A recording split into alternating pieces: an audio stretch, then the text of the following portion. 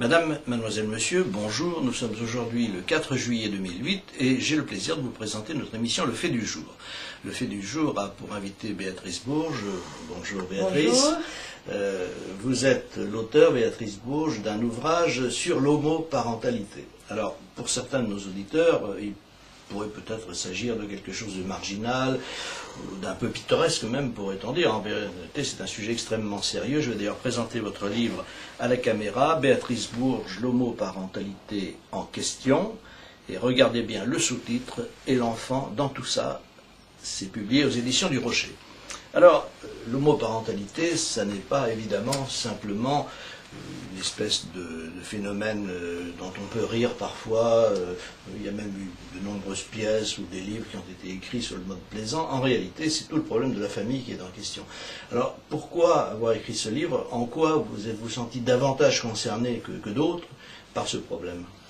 Eh bien, l'idée de cette aventure, on va dire, a commencé il y a à peu près 1 an et demi, au moment de la campagne pour les élections, où j'ai bizarrement trouvé que ce sujet qui aurait dû rester marginal devenait un sujet central.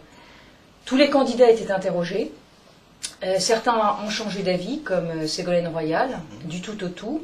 Je trouvais Nicolas Sarkozy très ambigu sur le sujet, et quant à François Bayrou, il était pour l'adoption simple, ce qui était aussi extrêmement ambigu. Je recevais des petits journaux à la maison d'un parti politique et ce sujet revenait absolument sans arrêt. Ça devenait un sujet récurrent et puis vraiment central. Donc je me suis un petit peu intéressée à ce qui se disait sur ces choses-là. J'ai regardé sur Internet et en tapant le mot homoparentalité sur Internet, je me suis rendu compte que tous les sites qui étaient en première page de la première page d'accueil première page de Google étaient des sites qui étaient dédiés pour. Donc je me suis dit, il faut évidemment investir ce média qui nous reste, Internet. Et donc j'ai eu l'idée de créer un site Internet qui s'appelle protection-enfance.fr. À la suite de ça, j'ai commencé à rencontrer beaucoup de gens. Enfin d'ailleurs, ce n'était pas la suite, c'était avant, pour créer ce site que j'ai voulu très professionnel. J'ai rencontré pas mal de gens et je me suis rendu compte que en réalité la majorité, enfin l'immense majorité, était tout à fait de notre avis.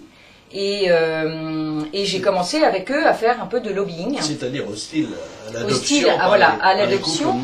Et en fait, je me suis aussi rendu compte, et ça c'était très intéressant, que sous ce que vous disiez tout à l'heure, qui est quelque chose qui touche très peu de personnes, en réalité il y avait une idéologie qui était drainée, qui s'appelle notamment l'idéologie du gender, dont on va peut-être parler, qui en fait est vraiment prégnante, sous-jacente, subversive. Et je me suis dit, il faut quand même prévenir les gens. Alors j'ai commencé à faire du lobbying, et puis en rencontrant certains parlementaires, puisque certains parlementaires se sont très nettement engagés contre, il y en a même 316 qui ont signé une entente parlementaire, eh bien, je me suis rendu compte que finalement, ils n'avaient peut-être pas précisément les arguments. Finalement, on est en train de nous dire, prouver quelque chose qui est difficilement prouvable, c'est-à-dire prouver que c'est mieux pour un enfant d'avoir un père et une mère. Et puis, on nous envoie des arguments comme ça, il vaut mieux être dans un orphelinat, élevé par un couple homo qu'être dans un orphelinat, il vaut mieux, il y a des centaines de milliers d'enfants qui vivent dans des familles ou des couples homoparentaux, il y avait tout, voilà.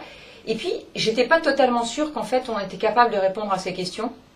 Et donc, j'ai l'idée de faire un livre qui était un livre extrêmement simple, en reprenant les arguments, ce type d'arguments-là, que je viens de vous exposer, et en trouvant des réponses qui soient des réponses extrêmement documentées, mais qui sont en même temps des réponses toutes simples. Et la première chose dont je me suis aperçue, c'est qu'en fait, les questions généralement étaient très mal posées. Type, enfin...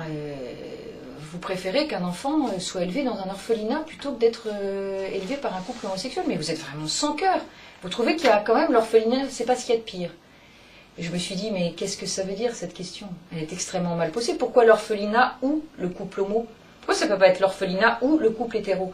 Donc j'ai reposé la question. J'ai dit, est-ce qu'il vaut mieux être dans un orphelinat ou adopter? Et les chiffres parlent d'eux-mêmes, puisque vous les avez exposés très simplement dans le livre. On a une réponse immédiate. Mais quand oui. Vous dites qu'il y a que le nombre d'enfants à adopter est d'un certain chiffre, et que finalement les couples dits normaux, c'est-à-dire les couples hétérosexuels, ne parviennent pas adopter tout cela, donc il n'en a pas pour tout le monde, comme on dit vulgairement. Mais non, donc pourquoi introduire l'adoption homosexuelle? Exactement. Et pourquoi introduire l'adoption homosexuelle? Puisque comme très justement vous le dites, on a 30 000 couples hétérosexuels actuellement qui attendent des enfants qui ont un agrément, et 5 000 enfants.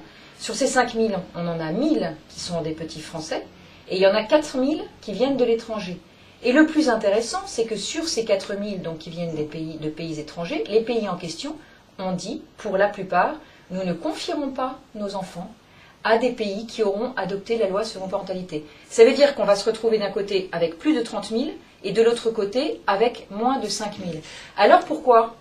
Eh bien, moi, j'en ai déduit tout naturellement que c'était un problème idéologique. Voilà. Alors effectivement, derrière tout cela, il y a une idéologie qui est d'ailleurs assez latente dans l'ensemble des médias et qui consiste à dire, et c'est ce que vous disiez tout à l'heure à propos de la gender theory, c'est-à-dire la théorie du genre, selon laquelle, pour résumer bien sûr, le fait d'être un homme ou une femme n'a strictement aucune importance, on choisit d'être ce qu'on veut. Voilà. C'est assez curieux, mais enfin, c'est comme ça. Et puis, il y a aussi la query theory, c'est la théorie bizarre, pour le sens propre du terme, qui fait que tout est possible, après tout. Donc, derrière tout cela, il y a quand même une volonté de déstabiliser une certaine organisation de la société, et en particulier, une organisation qui est fondée sur des faits qui sont quand même à la base même de la société, c'est-à-dire des sexes différents qui sont capables d'engendrer des enfants. Exactement. Et donc c'est donc une idéologie extrêmement pernicieuse et dangereuse. Et comment a-t-elle réussi à se rendre aussi sympathique à autant de gens? Eh bien, en fait, d'abord elle naît aux États-Unis dans les années 70. Nous, on arrive, la théoricienne du genre qui est la référence en la matière s'appelle Judith Butler. Ses livres ont commencé à être traduits en France en 2005, donc c'est pas si lointain. Mais en revanche, avant que ces livres soient traduits, il y avait déjà cette théorie qui arrivait tranquillement. On le voit très nettement dans nos émissions de télévision ou dans beaucoup de journaux où on sent qu'il y a de moins en moins de distinction entre l'homme et la femme. Moi, l'originalité, enfin c'est pas une originalité d'ailleurs, mais j'ai vraiment voulu construire mon livre sur la protection de l'enfant. Et vous avez eu raison de bien souligner tout à l'heure, le sous-titre c'est « Et l'enfant dans tout ça ». Parce que pour se construire, au mieux, un enfant a besoin de l'altérité des sexes. D'abord parce que la psychanalyse nous l'enseigne maintenant depuis des dizaines d'années, voire centaines. Il y a tout le problème du complexe d'Oedipe, etc. Donc ça, on ne va pas y revenir maintenant. Mais il y a aussi le fait qu'un enfant, quand il se développe dans une famille où il y a un homme et une femme, il se rend compte que la moitié de l'humanité, c'est l'homme, et l'autre moitié, c'est la femme. C'est-à-dire qu'il va à la fois respecter, à la fois comprendre comment ça se passe l'homme, comment ça se passe la femme, comment il va pouvoir avoir des relations, comment il va avoir un certain respect pour... Enfin, c'est vrai, l'humanité, elle est composée pour moitié d'hommes et pour moitié de femmes. Donc, pour en revenir à la gender theory, c'est vraiment, on a le sexe physiologique, on a le sexe social, et ce qui est important, c'est ce que vous disiez tout à l'heure, c'est le sexe social, c'est-à-dire je suis ce que je souhaite être. Et au départ, puisque pour répondre plus précisément à votre question, comment on en est arrivé là, en fait, c'est les féministes. C'est les féministes qui disaient qu'en fait l'homme se sentait supérieur à la femme. Pour gommer cette différence, cette supériorité, il fallait gommer la différence des sexes. Et donc on en arrive à la gender theory. Et alors, pardon de vous interrompre, mais au fond, vous êtes en train de nous expliquer que quelque chose qui a été très positif, c'est-à-dire l'accession des femmes à l'égalité dans la société, a fini par produire des éléments totalement négatifs, enfin, à mon avis, et semble-t-il au vôtre aussi, sur la manière de concevoir la famille, le couple, l'enfant. Donc, est-ce que ça participe du fait qu'après tout, tout bien peut engendrer un mal ou inversement, ou bien est-ce que c'est quelque chose qui n'a aucun rapport avec l'accession des femmes à l'égalité ? Non, je pense qu'en fait, c'est vraiment... enfin, que les femmes aient voulu être moins soumises aux hommes, après tout, pourquoi pas. En revanche, c'est l'excès total. Donc là, on arrive dans le débordement et on arrive vraiment dans le n'importe quoi. Parce que finalement, ce que notre société, j'essaie de vous poser toutes les questions que pose votre livre. Il y en a beaucoup, et donc et vous répondez à la plupart d'ailleurs. Mais notre société actuelle est quand même construite sur une égalité de fait, de droit bien sûr, et de fait, qui n'est pas à 100% toujours, mais enfin qui existe entre les femmes et les hommes. Les femmes peuvent accéder à toutes les fonctions. Je voyais même des défilés militaires, on le sait bien, où il y a des femmes dans l'armée qui participent de l'ensemble de leurs activités. Et puis, par où que vous alliez, vous avez des femmes qui occupent toutes les fonctions. Ça, c'est quelque chose d'extrêmement positif qui a permis justement aux femmes d'échapper à la domination systématique du sexe masculin. Mais d'un autre côté, on peut se demander si ça n'a pas aussi eu un certain nombre d'effets pervers. Le mauvais état de la famille actuelle, qu'on le veuille ou non, participe quand même du fait que les femmes sont moins souvent dans leur foyer qu'elles ne l'étaient auparavant. Donc, est-ce que ce n'est pas une question que vous vous posez? D'autant plus que vous travaillez. Oui. Non, mais en fait, je crois que derrière tout ça, bon, on va dire au départ, il y a eu en effet cette volonté d'accéder, voilà. Mais je crois que finalement, cette théorie ce féminisme poussé à l'extrême a été carrément récupérée par autre chose encore. Et cette autre chose encore, c'était la volonté de détruire la société. Et la volonté de détruire la société, c'est pourquoi? C'est une question de pouvoir, c'est pour récupérer le pouvoir. Donc ça a vraiment démarré comme ça, et ça c'est vraiment le début de la théorie du gender. Mais ensuite la queer théorie, là ça dépasse ce féminisme, et ça devient une question de destruction de la société. Donc c'est pour ça que moi j'ai vraiment voulu, et je souhaite vraiment attirer l'attention des gens, c'est que moi, quand j'ai démarré cette aventure, on m'a dit non, mais tu sais, Béatrice, tout ce que tu fais, c'est bien sympathique, mais bon, ça y est, de toute façon, on y est. Et puis après tout, ça ne concernera que quelques enfants. Bon, d'accord, allez, ok, quelques enfants qui sont sacrifiés, mais en fait, déjà, un enfant sacrifié, c'est déjà un enfant de trop, d'une part. Mais d'autre part, en fait, moi, j'ai vraiment voulu attirer l'attention sur le fait que c'était pas juste, ça ne touchait pas juste les enfants, mais en réalité, ça touchait la société tout entière. La famille tout entière. Alors, il y a aussi d'autres événements qui sont pratiquement intercurrents. Ces grandes fêtes dites les Gay Pride, c'est quand même des événements assez extraordinaires. On y voit des spectacles qui sont le plus souvent dégradants, il faut le dire, en étant même modérés, et en même temps des foules immenses qui s'y prêtent. Alors, est-ce que c'est le goût de la fête qui semble être actuellement le moteur principal de nos sociétés occidentales? Est-ce que c'est autre chose? Et finalement, on aboutit à un phénomène qui est celui que vous décrivez, à savoir qu'une toute petite minorité arrive à se donner et à donner l'impression qu'elle est une majorité. Oui. Et même les sondages le confirment. Oui, et alors les sondages le confirment, mais ce qui est encore plus intéressant, pour aller encore plus loin que ce que vous dites, c'est que moi, des homosexuels, j'en ai rencontré un certain nombre. J'en ai rencontré, j'en connaissais avant, comme tout le monde. D'ailleurs, à la limite, j'aurais même pas dû savoir qu'ils étaient homosexuels. Qu'est-ce que ça peut faire? Moi, il n'y a pas écrit hétérosexuel sur mon fond. Je trouve que cette volonté de dire on veut pas être dans le communautarisme, mais de s'y enfermer soi-même, déjà c'est un paradoxe, c'est un peu bizarre. Queer, comme on dit. Mais indépendamment de ça, donc des homosexuels, j'en ai rencontré un certain nombre. Je les ai rencontrés, ça m'intéressait parce que je n'avais pas du tout la volonté de blesser.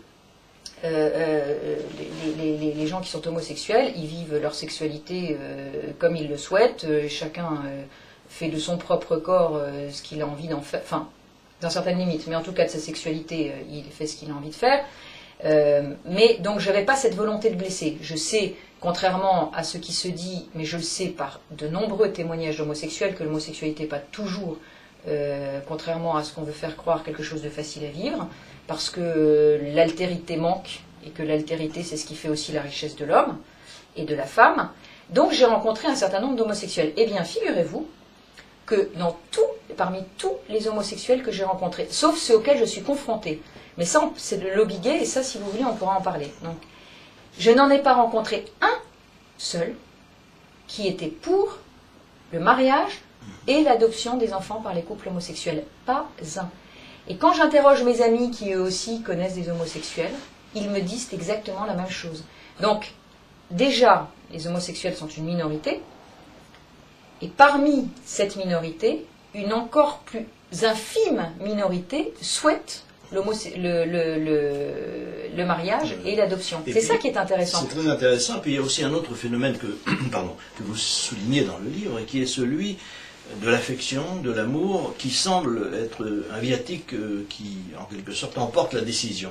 Or, vous expliquez très bien dans le livre qu'il ne suffit pas d'aimer, en ce qui concerne un enfant, pour être un parent. Pour le construire, il faut le absolument. structurer, le construire. Voilà, ça, c'est un des aspects du livre qui est particulièrement important ouais. et qu'on néglige beaucoup dans notre société. Et je crois d'ailleurs que si on le néglige, c'est parce qu'au fond, il y a beaucoup de gens qui ont renoncé à construire leurs enfants. Il faut quand même le reconnaître. Oui, en fait, c'est pas forcément qu'ils ont renoncé, c'est qu'ils savent pas trop comment s'y prendre. Voilà, oui. Je pense que c'est plutôt ça. Oui. C'est que comme on est dans le règne du relativisme, il y a beaucoup de gens qui se prêtent à ça parce que eux-mêmes ne savent plus très bien. On n'a plus de hiérarchie, on est tous se vaut. Là, on arrive dans l'hétérosexualité, l'homosexualité, la bisexualité, la transsexualité. Tout ça, ça se vaut, c'est pareil. D'ailleurs, vous êtes un hétérosexiste, je tiens à vous le dire tout comme moi, c'est-à-dire un fondamentaliste de l'hétérosexualité. C'est-à-dire que lorsque l'on considère que l'hétérosexualité doit être la norme pour notre société, on est considéré comme un... En fait, il va falloir s'excuser bientôt d'être hétérosexuel. Et est-ce que ça se soigne, docteur? Bah écoutez... On l'assume. Moi, je suis hétérosexiste et je l'assume. Bien. Alors, voilà. Ce livre, je dois le souligner, le dire fortement, est un livre plein de délicatesse, pourtant sur un sujet à la fois difficile et un sujet qui souvent attise les passions.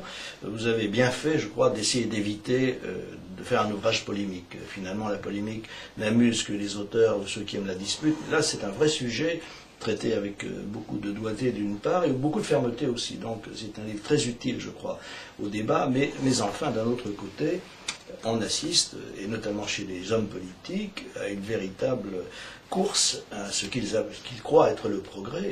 Est-ce que vous pensez que la société va arriver finalement, parce que la société, effectivement, je crois, est assez contre ce type de comportement, est-ce qu'elle va arriver finalement à faire comprendre aux hommes politiques qu'ils doivent écouter ceux qui ne s'expriment pas autant que les autres et qui finalement sont l'immense majorité? Mais écoutez, je le crois, parce que sinon je ne serais pas lancé dans ce combat. C'est pas un combat perdu d'avance, contrairement à ce que certaines personnes voulaient faire croire. Juste pour donner quelques chiffres, en Union européenne, 5 pays ont adopté la loi sur l'homoparentalité, 5 pays sur 27, que je sache, c'est pas la majorité. Le premier en 1992, le dernier en 2005, c'est donc pas non plus quelque chose qui arrive à toute vitesse comme une espèce de déferlante où il y aurait eu à la limite 5 pays en 2 ans, on aurait pu se dire, bon, 1992-2005, ça fait quand même 13 ans. En 13 ans, 5 pays adoptent. C'est peut-être pas génial, mais ça reste quand même que 5 pays sur 27. Aux États-Unis, on a fait un foin là du mariage, la possibilité par la Californie. C'est le 2e pays, figurez-vous, 2e pays des États-Unis qui autorise l'adoption, le mariage, 2e État. On n'est pas du tout dans la déferlante. Il faut créer le rapport de force, ça c'est clair. L'association pour la protection de l'enfance que j'ai donc créée en janvier 2007 a réuni est en train de se monter en collectif, donc le collectif pour l'enfant. On a des tas et des tas et des tas d'associations qui sont en train de nous rejoindre. Donc ce rapport de force, on le crée. On a été reçu dans les cabinets de Rachida Dati, de Xavier Bertrand, de Nadine Morano là très récemment.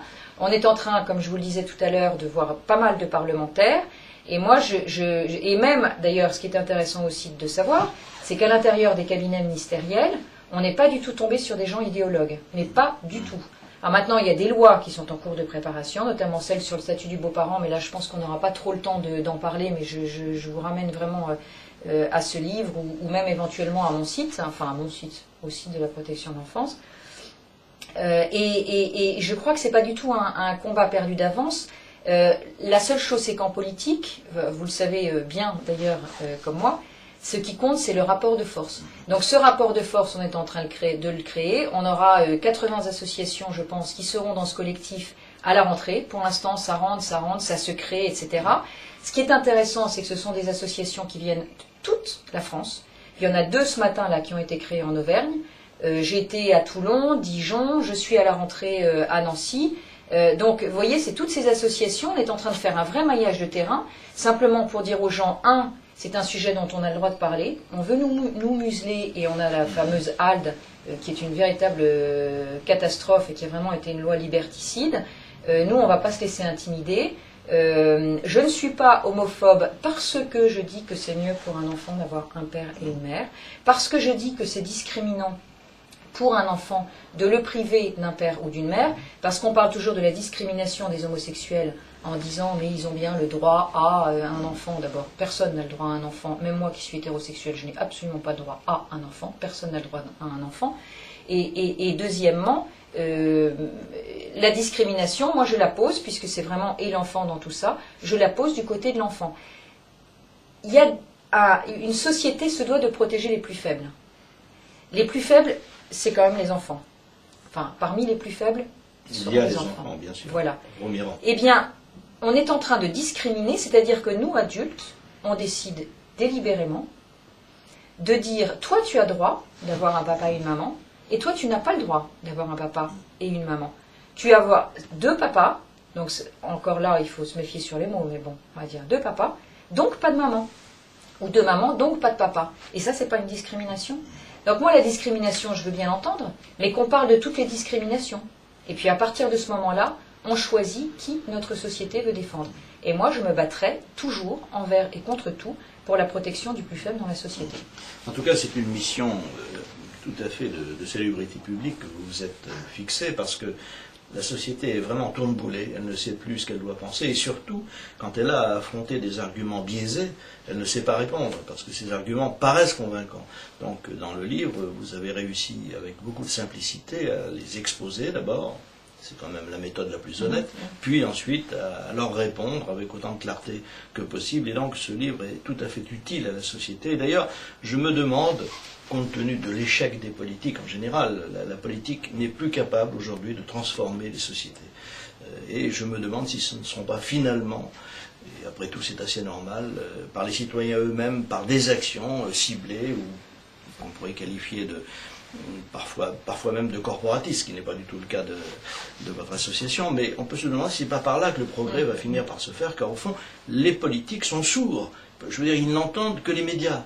Et là, les médias eux-mêmes ne veulent entendre que ce qui est fait vendre du papier ou de la pellicule.